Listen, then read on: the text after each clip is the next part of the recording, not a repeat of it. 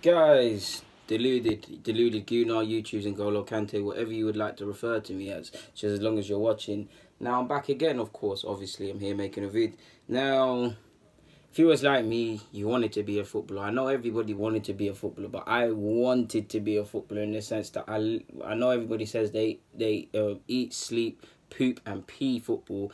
I can assure you I was that times 100. Like, even the little things, like if I wasn't playing football, I had other interests and I got in trouble for certain things away from football. But more time, I was living like a footballer. I wouldn't eat certain junk foods. I was going to bed early. I wouldn't go to certain parties or parties in general.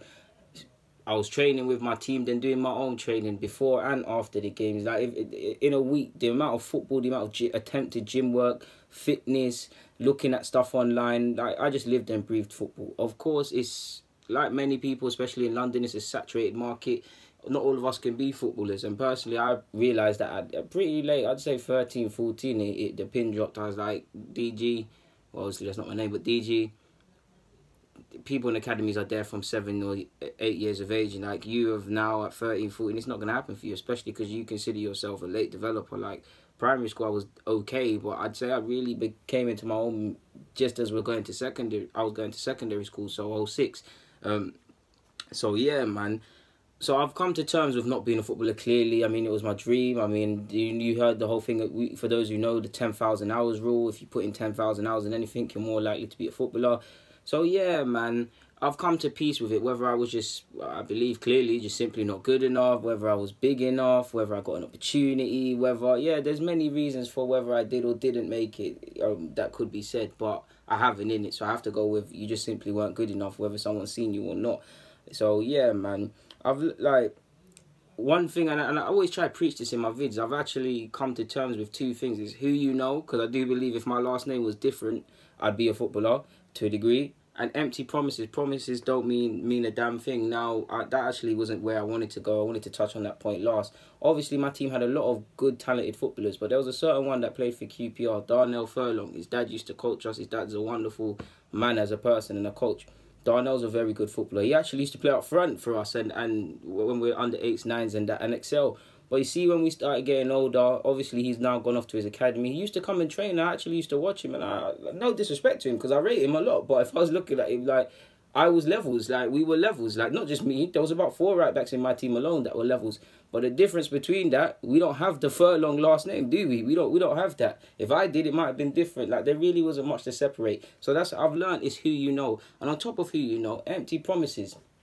Now, when I was converted into a fullback and I really started coming into my own, there was a similar fullback on the left hand side as me. We both had game roles that came like Rafael and Fabio. Now, he was sick. He was, listen, this guy, technically mess, dribbling mess, wonderful left foot, deservedly went to Luton Town.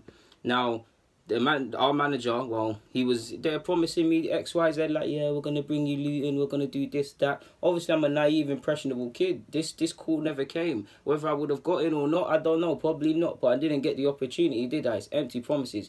We used to play pre-season games against Southend. Everyone was promised they'll get a look in and things. I got to play against Southend, but who went on trial?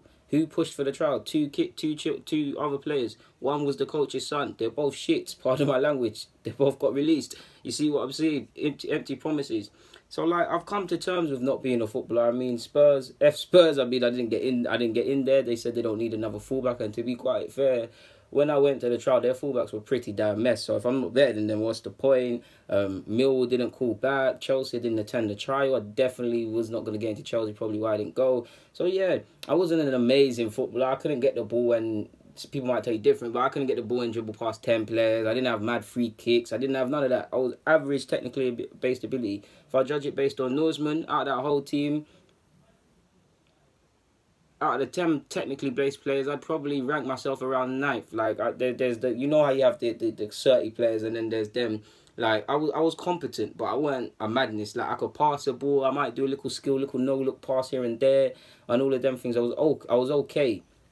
But what I think is the reason I could have been a footballer, or what I think are my strengths, is what I don't actually get praised for. My heart. Like I said, there's many people more technically based, but I'm just like literally. This is for another story, but I've put my face on the line to win matches. I've put my face when someone's about to shoot. I've put my face there. When someone's about to step on something, I've put my face there.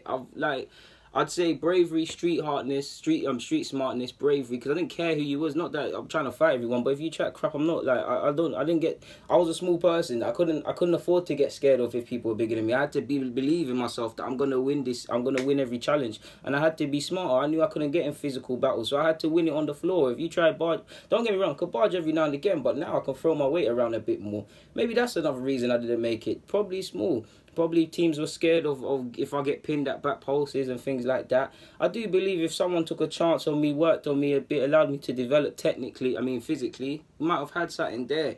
Bit of me believes if I was in a different country, maybe a country where it's, I don't want to say less competitive or less football is less popular, but clearly England, everyone's kicking the ball, might have had a chance. Or if I was in another country where it's not about being physically strong and fast and all these things, maybe something else would have happened. Now, the big reason for this video actually came is because every now and again I see old friends or I talk with my existing friends and they say, oh, DG, you were sick, man, this and that. But one comment hurt me. One said, oh, you was one step away. Now, that's not an offensive comment. It just fills me with bittersweetness when I hear comments like that. I always say, and people can call me, I say, you're being too modest, I wasn't that good, and things like that.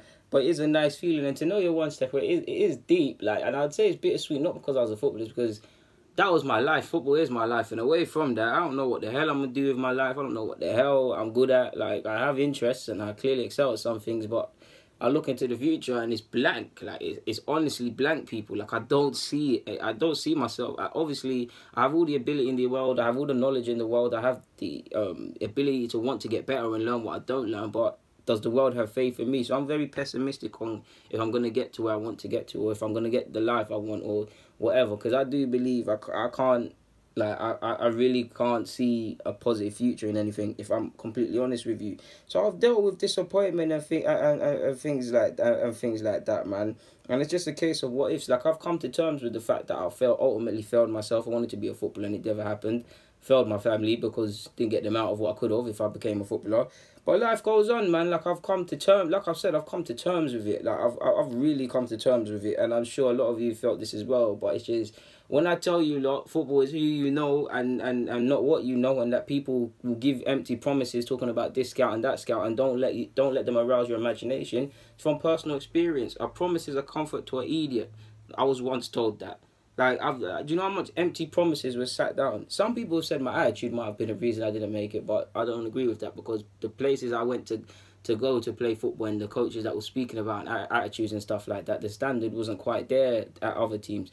So yeah, if I was going to become a footballer, it would have been because of my heart and my street smartness. Like, I was a sensible person. Like, if I know someone is taller than me at the back post and I can't beat them in the air and there's an opportunity the ball will be played in, then I'm gonna jump into your belly or your midriff, or I'm gonna go up with elbows or something like that. Again, if you're taller than me and you've jumped up with your back, I'm gonna jump into your back so you lean messed up or something.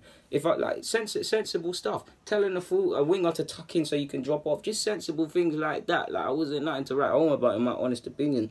Of course, five-a-side and them things, when I had a little burst of pace and things like that, was amazing. But it was amazing, better yet. But no, like, if I say Norseman, I don't want to drop anyone's governments, but if I say T, Weezy, Shay, T,